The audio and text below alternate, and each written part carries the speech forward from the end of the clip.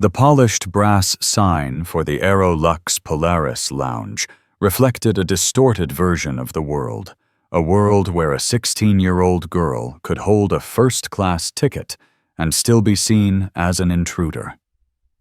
For Brenda Jenkins, the gate agent standing guard the lounge was her kingdom, and she was its unyielding arbiter. For Zola Jones, the girl with the ticket, it was just a quiet place to read before a long flight.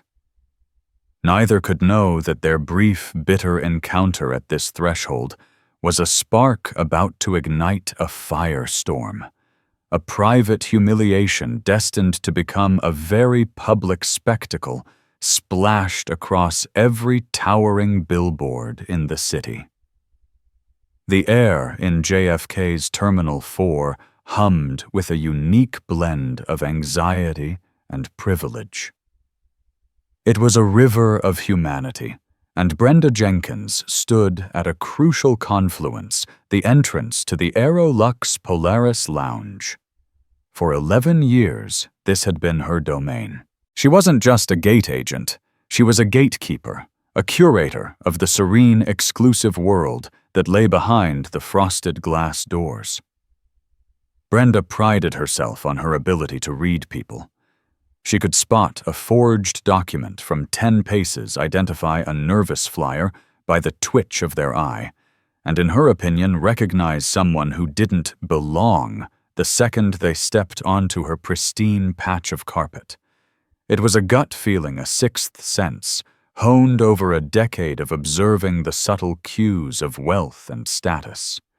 The confident, easy stride, the nonchalant handling of a Rimowa suitcase, the scent of quiet money. On this Tuesday afternoon, her gut was screaming. The girl approaching her podium couldn't have been more than 16. She was tall and slender, with intelligent eyes that were currently focused on a thick hardback book in her hands. She wore stylish but not ostentatious clothes, a pair of dark wash jeans, a simple white t-shirt, and a beautifully tailored camel-colored blazer. A well-worn leather satchel was slung over her shoulder. To an objective observer, she looked chic and composed. To Brenda, she looked like a problem. The girl, Zola Jones, stopped at the podium and offered a small, polite smile. "Good afternoon," she said, her voice soft but clear. She placed her passport and boarding pass on the marble countertop. Brenda didn't return the smile. Her eyes, magnified slightly by her reading glasses, flickered from the girl's face to the documents. The name read, Zola Jones.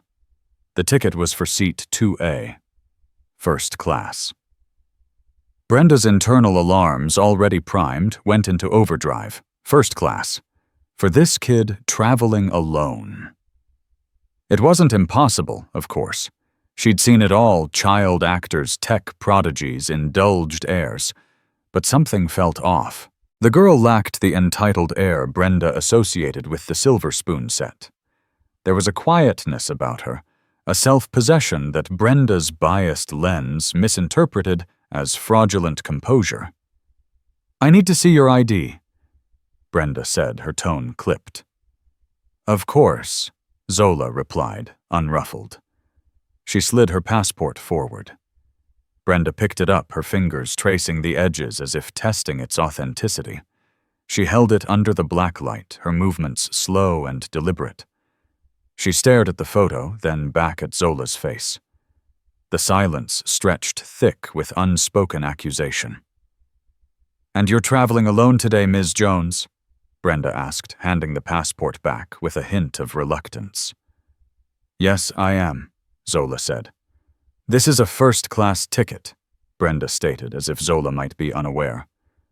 "Yes, my father booked it."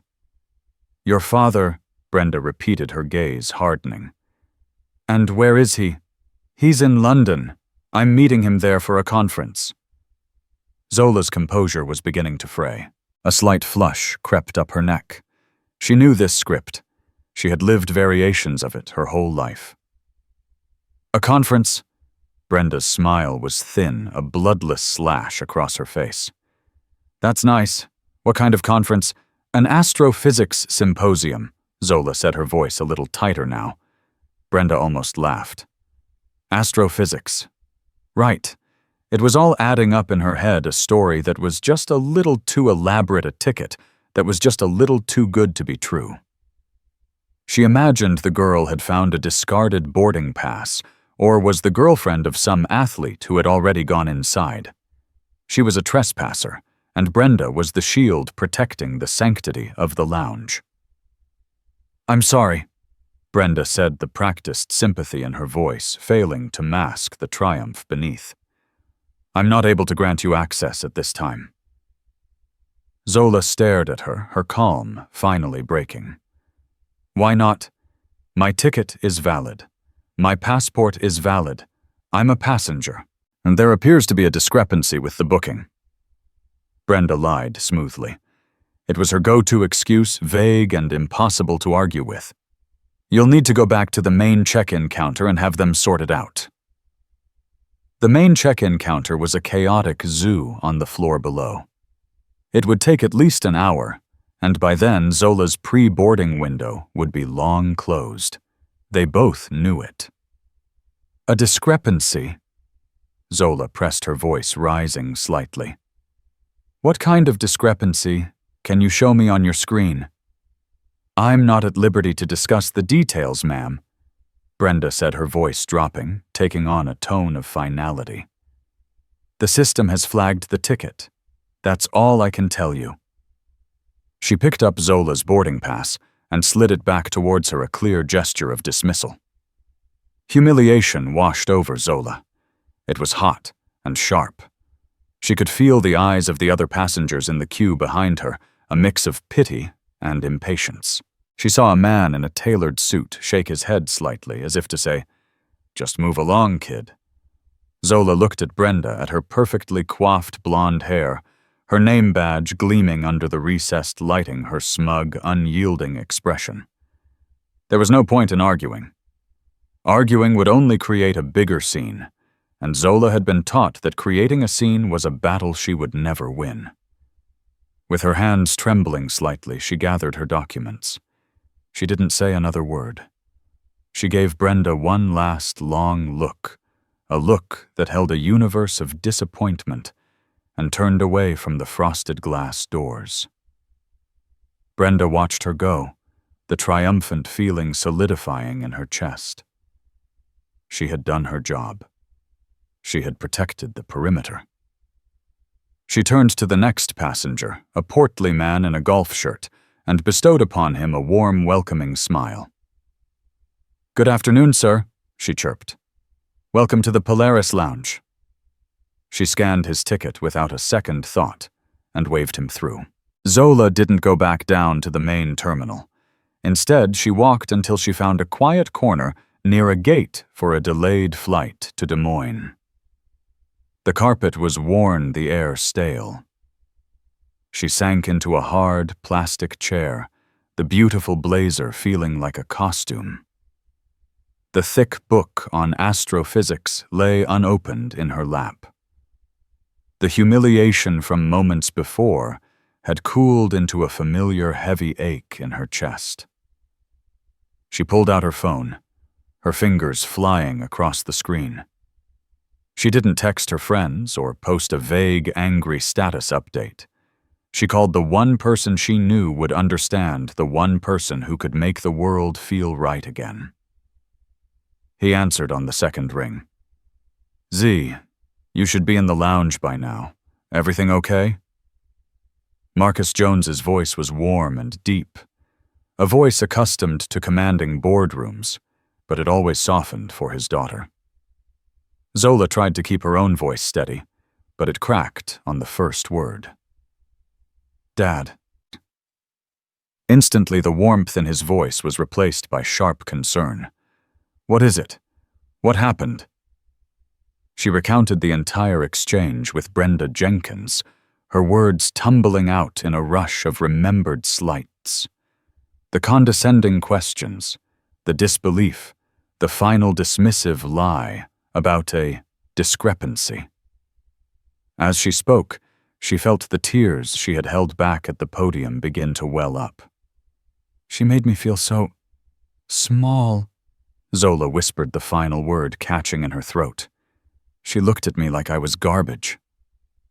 On the other end of the line, 6,000 miles away in a London hotel suite overlooking Hyde Park, Marcus Jones closed his eyes. A muscle in his jaw clenched. He pictured his daughter, his brilliant, kind, resilient Zola, standing alone in that bustling airport, being subjected to such casual cruelty. A hot, white-hot rage flared within him so intense it was dizzying. He wanted to get on the next flight, find this Brenda Jenkins, and unleash a torrent of fury that would strip the smug satisfaction from her face. But Marcus Jones hadn't become the founder and CEO of a multi-billion-dollar tech firm by succumbing to blind rage. His success was built on strategy, on seeing 10 moves ahead, while his competitors were still contemplating their first. He took a slow, deliberate breath, pushing the anger down, channeling it into something colder, sharper, and infinitely more dangerous. "Listen to me, Zola," he said, his voice now calm, but with an edge of steel. "What is her name, the agent?" "Brenda Jenkins," Zola said, sniffing. "It was on her name tag." "Okay, Brenda Jenkins, Airlines, JFK Terminal 4. He was typing on his laptop as he spoke. "I want you to find a coffee shop, buy yourself the most expensive, ridiculous drink they have, and read your book. Don't worry about the lounge. Don't give that woman another second of your thoughts. I will handle this." "Dad, you don't have to." "Yes," he interrupted gently but firmly. "I do. This isn't just about a lounge, Z. You know that. Now promise me you'll go get that coffee." "Okay," she said, her voice a little stronger. "I promise. I love you. I'll see you in the morning." "Love you too, Dad." After he hung up, Marcus didn't move for a full minute. He stared out at the London skyline, but he wasn't seeing it. He was seeing a system, a pattern of tiny, corrosive moments, like the one his daughter had just endured. And he, Marcus Jones, was in a unique position to do something about it. He turned back to his laptop. He didn't call the Aero-Lux customer service hotline. He didn't fire off an angry email to their general inquiry address. He opened his encrypted contacts and found the private cell number for James Albright, the chief commercial officer of Vantage Airlines Group, the parent company of Aero-Lux. Back at the Polaris Lounge, Brenda Jenkins was feeling pleased with her day. The afternoon rush had subsided. She was sharing a quiet moment with her colleague David Chen, a younger, more easygoing agent who often worked the evening shift. "You should have seen this girl earlier," Brenda said, leaning against the counter and filing her nails. 16, maybe 17. Tried to get in with a first-class ticket, all by herself. David looked up from his screen. "Yeah, we get those sometimes. Daughter of some diplomat or something."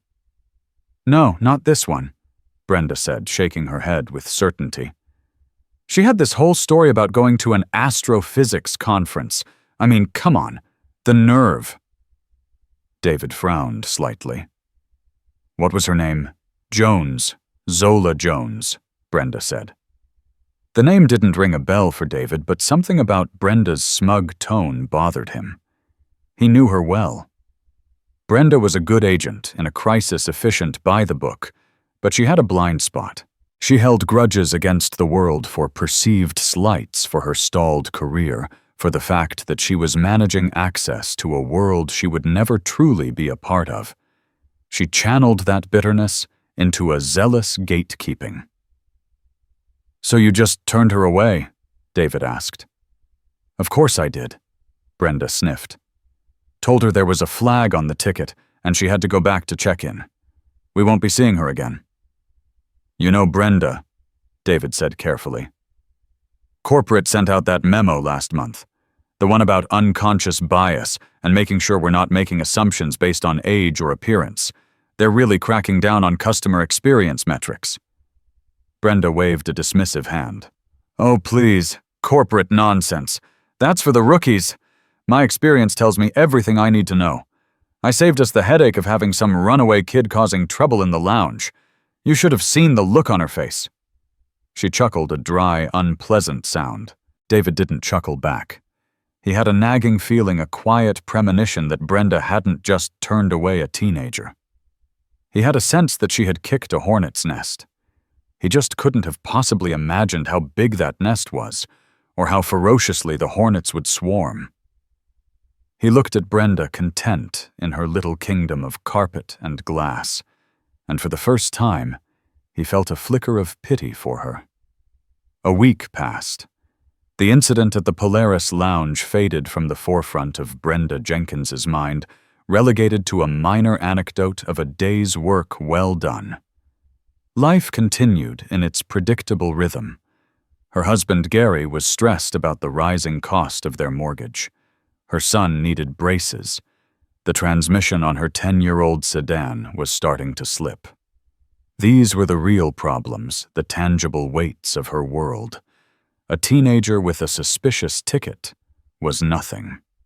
The first hint that something was amiss arrived as a bland corporate email. The subject line was Routine Customer Service Audit. It informed her that a random selection of recent passenger interactions at her station were under review as part of Aerolux's ongoing Commitment to Excellence program. She was reminded to be diligent in her service and to uphold the company's values. Brenda deleted it without a second thought. These emails came down from the ivory tower every few months, full of corporate jargon and empty platitudes. They meant nothing. A few days later, her direct supervisor, a perpetually harried man named Frank, stopped by her podium. Brenda head office was asking for the logs from last Tuesday, he said, avoiding her eyes. Any flags or incidents I should know about? Any difficult passengers? Brenda's mind briefly flashed to the girl, Zola. Nothing out of the ordinary, she said with a shrug. Just the usual. We had one young lady with a ticket discrepancy. I sent her back to the main desk to get it sorted. Standard procedure. Frank nodded, though he still seemed uneasy. Right. Standard procedure. Just make sure all your reports are detailed. They're being picky this month. Brenda felt a tiny prickle of annoyance.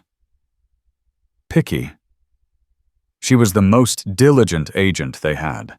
She followed the rules to the letter. It was the passengers who were the problem, always trying to bend the rules to get something for nothing. She was the one holding the line. What Brenda couldn't see were the shockwaves emanating from a single phone call made a week earlier.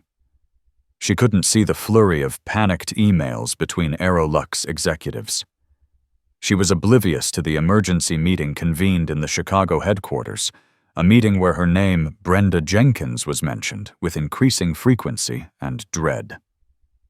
The Joneses' corporate account, managed through Marcus Jones's company Nexus Innovations, was one of Aerolux's largest. It represented thousands of business and first-class tickets annually for his legion of engineers, executives, and consultants. It was a golden goose, a river of revenue, that every airline courted aggressively. After his call with Zola, Marcus had called James Albright, the CCO. He hadn't yelled. He hadn't threatened. His tone was one of deep, chilling disappointment. James, he'd said, his voice quiet on the phone. I've always valued our partnership. I believed Aerolux represented a certain standard of service of decency. James, a man used to negotiating multi-million-dollar contracts, felt a cold sweat on his brow. Marcus, what's happened? If there's an issue with a flight, I'll handle it personally.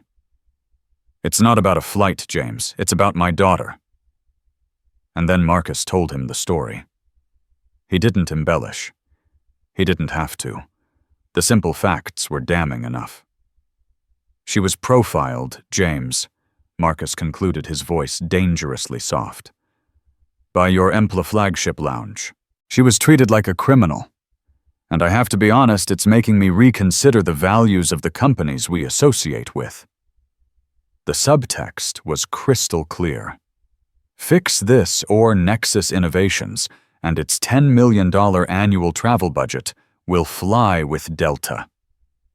The panic at Aerolux was immediate and profound. James Albright had personally called the head of JFK operations. The name Brenda Jenkins was flagged. Her entire work history was pulled. The routine audit was anything but. It was a targeted investigation, a corporate manhunt for a single disastrous customer interaction. They pulled the CCTV footage. They saw it all. Zola's polite approach, Brenda's dismissive posture, the long accusatory silence, and Zola's quiet, humiliated departure. Meanwhile, in London, Marcus was putting another plan into motion. Zola had mentioned the astrophysics comment with particular pain. It was the dismissal of her passion, her ambition, that had stung the most. His marketing team at Nexus Innovations had been working for months on a new global campaign. It was a massive multi-platform blitz designed to position Nexus not just as a tech company, but as a force for future innovation. The slogan was, "The future is looking up." They had been searching for a face for the campaign, someone who embodied youthful brilliance and limitless potential. They had auditioned dozens of professional models and actors. Marcus called his chief marketing officer. "Scrap the current candidates," he said. "I've found our face." He didn't tell Zola at first. He simply hired a top photographer in London, told her it was for a special birthday gift. He watched as the photographer captured her spirit, the intensity in her eyes, as she discussed a star chart, the easy laugh, the quiet confidence that Brenda Jenkins had so badly misjudged. The campaign was fast-tracked with an astronomical budget. Media buyers at agencies like Ogilvy and McCann were activated. Contracts were signed for prime advertising real estate in major global cities with a particular focus on New York City. Billboards in Times Square, digital screens at Grand Central, and most poetically, the massive unmissable advertising hoardings that lined the expressway leading to and from JFK Airport. Back in Queens, Brenda Jenkins was grumbling to her husband about Frank being on her case. She complained about the endless corporate emails. She felt put upon, misunderstood. She was completely unaware that she was a fly caught in a web, and the spider was not only angry, but owned the entire forest. The slow burn was about to erupt into an inferno. It was a Tuesday, exactly 2 weeks after the incident. The sky over Queens was a brilliant, unforgiving blue. Brenda Jenkins was in her car, stuck in the familiar morning traffic on the Van Wyck Expressway, the main artery feeding the beast that was JFK. Her mind was a tumble of mundane worries. The estimate for the new transmission was $2,800. Money she didn't have. Gary was talking about taking a second job on weekends. The pressure was immense. She sipped her lukewarm coffee from a travel mug, the cheap, bitter taste a reflection of her mood. She glanced out the window, her eyes scanning the familiar landscape of hotels, parking garages, and the towering billboards that were a constant rotating gallery of consumer desire. A new one was going up. Workers in harnesses were unfurling a vast sheet of vinyl over a previous ad for a luxury watch. Brenda paid it little mind. It was probably for a new perfume or a summer blockbuster. The traffic lurched forward a few hundred feet and stopped again. This time she was directly parallel to the billboard, The vinyl was fully unfurled, shimmering in the morning sun. Brenda's eyes drifted towards it, and her brain took a moment to process what she was seeing. It was a face. A girl's face rendered in stunning high definition 20 feet high. A face with intelligent, soulful eyes that seemed to look right through her. A face framed by a simple camel-colored blazer. A face she knew. Brenda's heart stopped. It was her. The girl from the lounge. The astrophysics girl. Zola Jones. The breath caught in her throat. It couldn't be. It was a coincidence. Some model who just happened to look like her. But the eyes were identical. That same look of quiet self-possession that she had mistaken for deceit was now magnified, broadcast across the sky for millions of commuters to see. Beneath the stunning portrait in clean, elegant font was the brand name Nexus Innovations, and below that the slogan, "The future is looking up." Brenda stared, her knuckles white on the steering wheel. Her mind raced, trying to connect the dots. Nexus Innovations. She'd heard that name. A tech giant. Some kind of software or something. It didn't matter. What mattered was the face. The car behind her honked a long, angry blast. The traffic had moved. Brenda's foot jerked on the accelerator. She drove on, but her eyes were glued to the rearview mirror, watching the billboard recede until it was just a speck. A cold dread, slick and oily, began to coil in her stomach. She thought it was a fluke. A single bizarre billboard. But then she saw the next one. A digital screen above the entrance to the long-term parking lot. Zola's face again, this time with a faint overlay of a star chart, the Nexus logo glowing in the corner. And another. A banner wrapped around the Terminal 4 parking garage. And another on a smaller screen next to the AirTrain station. They were everywhere. An inescapable, silent accusation. By the time Brenda pulled into the employee parking lot, she was trembling. The pieces were slotting together in her mind with the sickening certainty of a terminal diagnosis. Nexus Innovations. A first-class ticket. A trip to a conference. A father in London. She remembered David Chen's warning about the corporate memo on unconscious bias. She remembered Frank's nervous questions about the logs. This wasn't a routine audit. This wasn't corporate being picky. This was about her. It had always been about her. She stumbled out of her car, her legs unsteady. Her uniform suddenly felt tight and suffocating. The air, which had been clear and bright, now felt heavy, charged with a menace directed squarely at her. She walked towards the terminal entrance, her gaze fixed on the ground, but she could feel the billboards.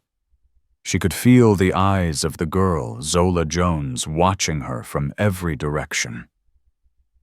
The face she had dismissed, the person she had deemed unworthy, was now the face of a global campaign from a powerhouse corporation. And Brenda had made an enemy of her father. A man who could afford to put his daughter's face on every billboard from Queens to Manhattan. A man who she was beginning to realize with paralyzing fear was a very, very important customer for Aero-Lux. She reached the employee entrance and fumbled with her ID badge, her hand shaking so badly she could barely slide it through the reader. The little green light flashed, granting her access. But as the door clicked open, Brenda knew with absolute certainty that her time as a gatekeeper was over. She hadn't just blocked a girl from a lounge. She had blocked the daughter of a king, and now his entire kingdom was bearing down on her. The polished, orderly world she had so fiercely protected was about to shatter into 1,000,000 pieces. Walking through the back corridors of the terminal was like navigating the passages of a recurring nightmare. The familiar sights, the hum of the baggage conveyors, the scent of jet fuel, the cheerful chatter of her colleagues were all tainted with a new, terrifying significance. Every person who glanced her way seemed to know. Every whisper felt like it was about her. The girl on the billboard, the agent who turned her away. Brenda's heart hammered against her ribs. She reached the check-in area for the Polaris Lounge, her station, her kingdom. It looked different. David Chen was there, his expression grim. He saw her and immediately walked over. "Brenda," he said, his voice low. "Ms. Albright wants to see you. In her office. Now." Ms. Albright, the general manager for JFK operations, a woman whose name was usually only invoked in cases of major security breaches or catastrophic failures. Brenda had spoken to her maybe 3 times in 11 years. "What's this about David?" Brenda asked, her voice a reedy whisper. David looked away, unable to meet her gaze. "Just go, Brenda. She's waiting." The walk to the executive offices was the longest of Brenda's life. Each step was a lead weight. The dread that had started in her car had now blossomed into full-blown panic. She felt a desperate urge to turn and run, to just leave the airport and never come back. But she was trapped, caught in the gears of a machine she had unwittingly set in motion. Ms. Albright's office was on the top floor with a panoramic view of the runways. She was a severe woman in her late 50s with sharp features and an air of no-nonsense authority. She was not sitting behind her large desk. She was standing by the window, her arms crossed, looking out at the planes. She didn't turn around when Brenda entered. "Shut the door," Ms. Albright said, her voice like chipping ice. Brenda did as she was told. The click of the latch sounded like a cell door locking. "Do you know a company called Nexus Innovations, Ms. Jenkins?" Ms. Albright asked, still looking out the window. I've heard of them," Brenda stammered. "They are our 3rd largest corporate client in the North American market." Ms. Albright continued, her voice flat and cold. "Their annual travel expenditure with this airline exceeds $10 million. Their CEO is a man named Marcus Jones." She finally turned around, and her eyes pinned Brenda to the spot. "2 weeks ago, you denied entry to the Polaris Lounge to his 16-year-old daughter, Zola Jones. You accused her of lying. You humiliated her. And you did it all based on what I can only describe as your own petty, misguided prejudices." Brenda opened her mouth to speak, to defend herself, to explain. I don't care what you thought," Ms. Albright snapped, her voice suddenly sharp and venomous. "I care what you did. We have the CCTV footage. We have your log entry, which conveniently omits any detail of the confrontation. And we have a formal complaint from Mr. Jones himself. A complaint that has gone all the way to the CEO of this airline." Brenda felt the floor drop out from under her. The CEO. This had gone to the very top. "He's threatening to pull the Nexus account, Ms. Albright went on, her voice dropping again to a menacing level. "Not just from Aerolux, but from our entire parent company, Vantage Airlines Group. He's talking to Delta. He's talking to Emirates. Do you have any idea what that means, Ms. Jenkins?" Brenda could only shake her head, mute with terror. "It means hundreds of jobs are at risk. It means this station loses its flagship client. It means a financial catastrophe for the company, all because one employee decided to play God at a podium." Ms. Albright walked over to her desk and picked up a tablet. She turned the screen towards Brenda. It was an internal memo, a press release that had been drafted and was awaiting approval. The headline read, "Aerolux issues apology and announces new mandatory bias training initiative." This morning, Ms. Albright said, Marcus Jones launched a new global advertising campaign for Nexus Innovations, a campaign he fast-tracked and personally funded. I'm sure you've seen it on your way in. The face of that campaign is his daughter. The brilliant, aspiring astrophysicist you decided wasn't good enough to enter your lounge. He has made this personal. He has turned his daughter's humiliation into a statement, and that statement is currently on every billboard and screen in this city, reminding us and the entire world of our failure. The pieces clicked into place with horrifying clarity. The billboards weren't just an ad campaign. They were a message. They were a meticulously planned, devastatingly effective counterattack. A public shaming disguised as marketing. Mr. Jones was very clear, Ms. Albright said, setting the tablet down. He doesn't just want an apology. He wants accountability. He wants to know that the person responsible for disrespecting his child will no longer be in a position to disrespect anyone else. Brenda finally found her voice, though it was choked with desperation. Please, Ms. Albright. It was a mistake, a terrible mistake, in judgment. I have a family, a mortgage. I've been here for 11 years. And in 11 years, you've learned nothing. Ms. Albright's voice was devoid of sympathy. We have a file, Brenda. 3 prior informal complaints about your attitude. Your gut feelings. We gave you the benefit of the doubt. We sent you to trainings which you clearly ignored. You were a liability waiting to happen, and you have finally happened in the most spectacular way imaginable. She walked to the door and opened it. You are suspended effective immediately pending a full investigation, which is a formality. You will be contacted by Human Resources regarding the termination of your employment. Hand over your airport ID and your company credentials. It was over. Just like that. 11 years of her life, her seniority, her meager pension erased in a 5-minute meeting. Numbly, Brenda unclipped her ID from her uniform. Her hands were shaking so violently that the plastic rattled against the buttons of her blouse. She handed it to Ms. Albright, along with her access cards.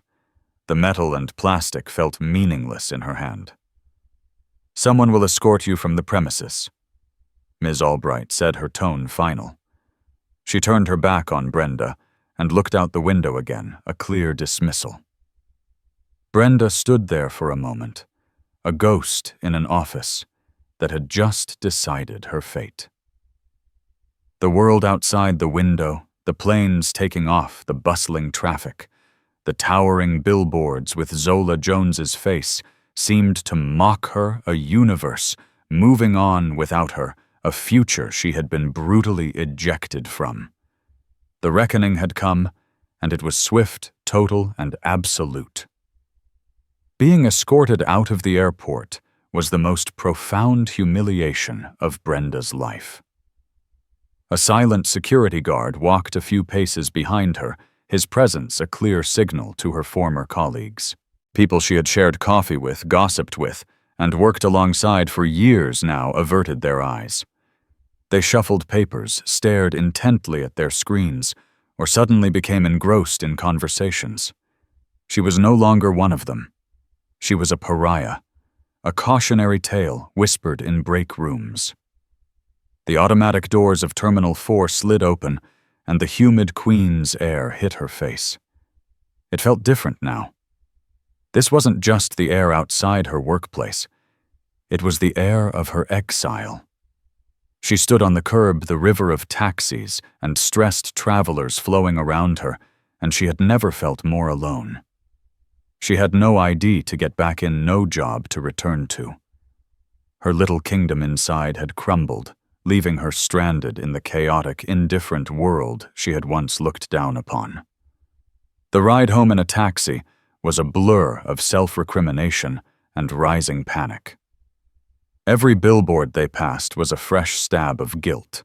Zola Jones's face, serene and intelligent, seemed to follow her, a constant reminder of the single arrogant decision that had detonated her life. It wasn't just a face on an ad anymore. It was the face of her undoing. When she walked into her modest house, the silence was deafening. Gary wasn't home from his construction job yet. The faint scent of stale coffee and financial anxiety hung in the air. On the fridge, held by a magnet, was the $2,800 estimate for the car's transmission. Brenda stared at it until the numbers blurred through her tears. That number had seemed like a mountain an hour ago. Now it felt like a pebble at the base of an avalanche. She sank onto the sofa, the cheap fabric rough against her skin. The excuses and justifications she had built up in her mind had evaporated, leaving only the raw, ugly truth. She hadn't been protecting the airline. She hadn't been following procedure. She had seen a young black girl who didn't fit her narrow, prejudiced stereotype of who belonged in a first-class lounge, and she had taken pleasure in turning her away. It was a small, petty abuse of power, and it had cost her everything. When Gary came home grimy and exhausted, he found her still on the sofa, staring blankly at the wall. The story came out in broken, hiccuping sobs. She told him everything: the girl, the lie, the billboards, Ms. Albright, the suspension that was really a firing. Gary listened, his face hardening. Brenda had perhaps expected sympathy, a comforting arm around her shoulder. What she got was a weary, bone-deep disappointment that was far worse. "You did what?" he said, his voice flat. "Brenda, what were you thinking? We are barely keeping our heads above water, and you decide to play queen of the airport with some random kid. She didn't look random, Gary. She looked like she was up to no good." Brenda cried, the last vestiges of her self-defense flaring up. "And you were the judge and jury based on what a feeling—" He threw his hands up in exasperation. "I don't get it. Why do you do this? Why do you have to be so angry at the world all the time? I'm not angry. The hell you're not." He shot back, his voice rising. "You're angry that your job is a dead end. You're angry that we can't afford a new car. You're angry at every person who walks into that fancy lounge with their fancy clothes, and you took it out on a 16-year-old girl. Well, congratulations, Brenda. You picked the wrong one." His words hit her harder than Ms. Albright's, because they were true. Her bitterness was a poison she had been sipping for years, and now she had finally forced her own family to drink it. The argument that followed was brutal, circling the same painful truths, and culminating in Gary storming out saying he needed air. Brenda was left alone with the wreckage of her marriage, compounding the wreckage of her career. Meanwhile, in a quiet hotel suite in London, the victory felt surprisingly hollow for Zola Jones. Her father had explained everything: the phone call, the corporate pressure, the ad campaign. He had framed it as a necessary lesson, a way of using their power to demand accountability. "People like that Z," he had said, his voice firm. "They only understand consequences." Zola understood on an intellectual level. She knew her father had acted to protect her, to fight an injustice. But seeing the story leak onto a few aviation blogs with anonymous commenters piecing together the details made her stomach churn. Her face was everywhere, but it no longer felt like her own. It was a symbol in a corporate power play. She hadn't asked for this public spectacle. She had just wanted to sit in a quiet room and read her book. She looked at her own face on her father's laptop screen plastered on a digital billboard in Times Square. The girl in the photo looked confident, aspirational. The future is looking up. But Zola didn't feel like the future.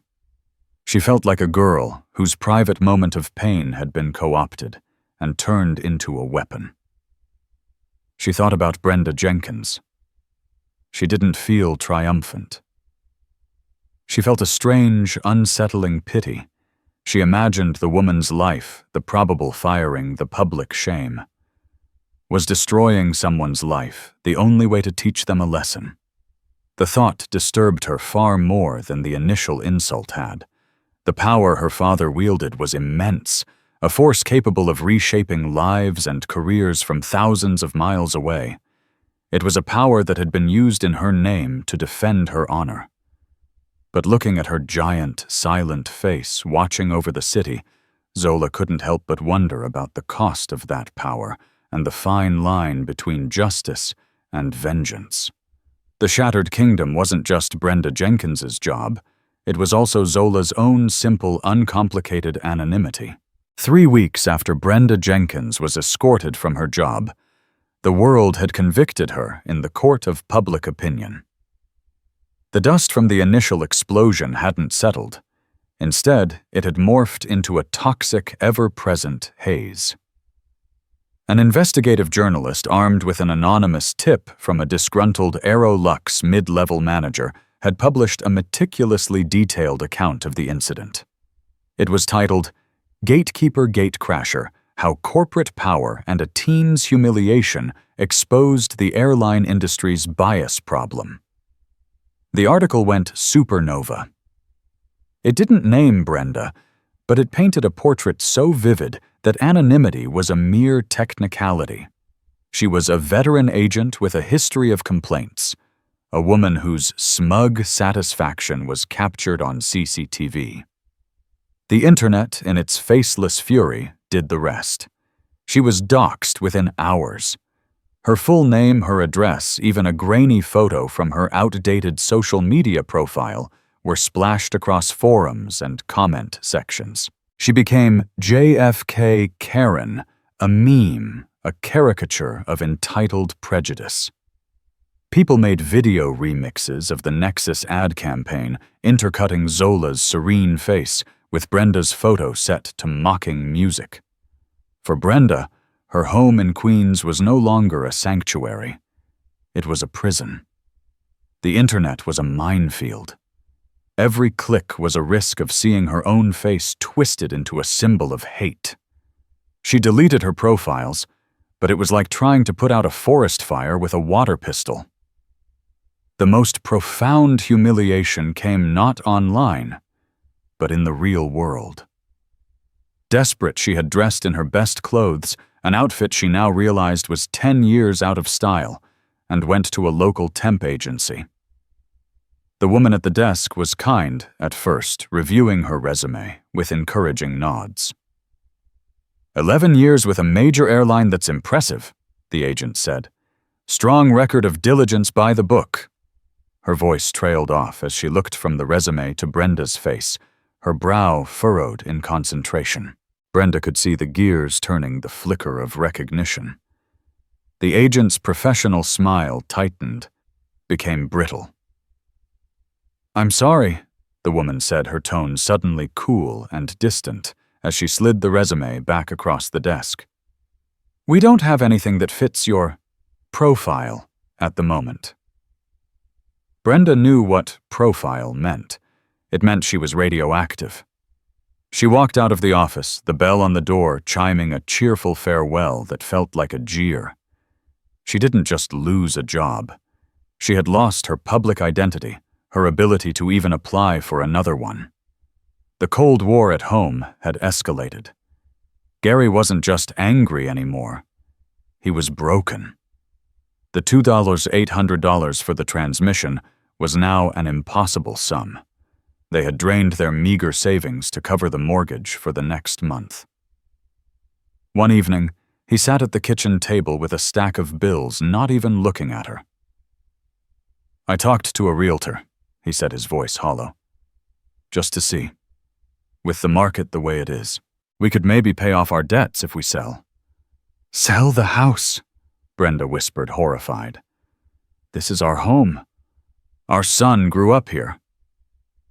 "Well, our son is also getting called names at school because his mom is a meme." Gary finally snapped, his voice cracking with a pain that was deeper than anger. "He asked me why people online are calling you a monster. What am I supposed to say to that, Brenda? What am I supposed to say?" Brenda had no answer. The poison she had unleashed had seeped through the walls of her own home, sickening everything she held dear. Her one act of spite had put her family's future and her son's well-being on the auction block. In a quiet private dining room in a Manhattan skyscraper, The air was thick with the tension of a surrender. James Albright, the chief commercial officer of Vantage Airlines Group, sat opposite Marcus Jones. The public apology, as you know, had over 50 million impressions. Albright began. His voice strained. The mandatory bias training initiative led by the firm you recommended has been rolled out to all 15,000 of our North American-based customer-facing employees. We are taking this with the utmost seriousness, Marcus. Marcus listened, his face impassive, offering no verbal balm for Albright's anxiety. He let the silence hang in the air for a long moment before speaking. Good. That's a start. That's patching the wound. He slid a thick folder across the polished mahogany table. Now let's talk about preventative medicine. Albright opened it. The first page was a proposal. The Zola Jones STEM Scholars Program. Nexus Innovations is seeding a fund with $5 million. Marcus stated, his voice calm and deliberate. It will provide full 4-year scholarships for gifted, underprivileged high school students aiming for careers in science, technology, engineering, and mathematics. The agent at your lounge mocked my daughter's passion for astrophysics. It was the deepest cut. So we're going to turn that insult into an engine for the very thing she dismissed: ambition. Your company Vantage Group will match our contribution. $10 million administered by the Educational Foundation outlined on page 2. Albright read it, his mind racing. It was a steep price, but a survivable one. A public partnership with Nexus would even be a PR win, a way to reframe the narrative. We can make that happen, he said, relieved. There's one more thing, Marcus said, leaning forward slightly. The agent. I don't want her name. I don't want her ruined any more than she already is. What I want is a systemic solution. Your new training is worthless if your employees are stressed, bitter, and feel powerless. Broken people break other people. Firing her solves my immediate problem. Fixing the environment that creates people like her solves your long-term one. He tapped a finger on the table for emphasis. I want a top-to-bottom overhaul of your employee assistance and mental wellness programs. Real support, financial counseling, accessible therapy, a clear path for adjonesment so people don't feel trapped at a podium for 11 years until they curdle. You will invest in your people, the ones at the bottom, not just the executives, so they don't feel the need to derive their self-worth from punching down on a 16-year-old girl. That is a non-negotiable term for retaining the Nexus account. Albright was stunned. This wasn't the vengeance he had braced for. It was a cold, pragmatic, and devastatingly insightful business strategy disguised as a social program. Marcus Jones wasn't just punishing the airline, he was forcing it to become better, leaving it no room to refuse. Late one night, Zola sat in her room, the glow of her laptop illuminating her face. She had done what her father had asked her not to do. She had found Brenda Jenkins. She had seen the desperate job-seeking posts, the pleas for freelance work. She saw the proud photos of a teenage boy in a baseball uniform. And she saw a post from a month before the JFK incident, a blurry photo of a dentist's estimate for braces with the caption, "How on earth are we supposed to do this?" She closed the laptop and went to find her father. He was in his home office, the city lights twinkling behind him. Her son needs braces, Zola said without preamble. Marcus turned from the window. What are you talking about, Z? Brenda Jenkins, the woman from the airport. I think she was having a really bad day, Dad. I think she was scared about money and felt trapped, and she saw me and I was an easy target for all of it. Marcus's expression was patient, but firm. Many people have bad days, Zola. Many people have financial problems. It does not give them a license to be cruel. It does not give them the right to use prejudice as a weapon to make themselves feel powerful for 5 minutes. I know, she insisted, her voice thick with emotion. But we used a cannon to kill a mosquito. We ruined her. We made her a monster online. Dad, we're the Joneses. Our name is on a scholarship fund now. Her name is attached to memes making fun of her son. Doesn't that feel wrong to you?" He stood and walked over to her, his face softening. "What I did wasn't about her, not really. It was about the 1,000 other employees who will now think twice. It was about a board of directors that now understands that decency is a financial imperative.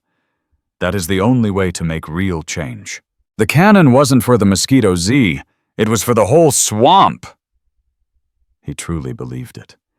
And Zola knew on some level he was right. But as she went back to her room, she couldn't shake the image of the dental estimate. Later that week, she received an official notification the Zola Jones STEM Scholars Program had launched. Her name was now a legacy. She looked at her reflection in the dark screen of her phone.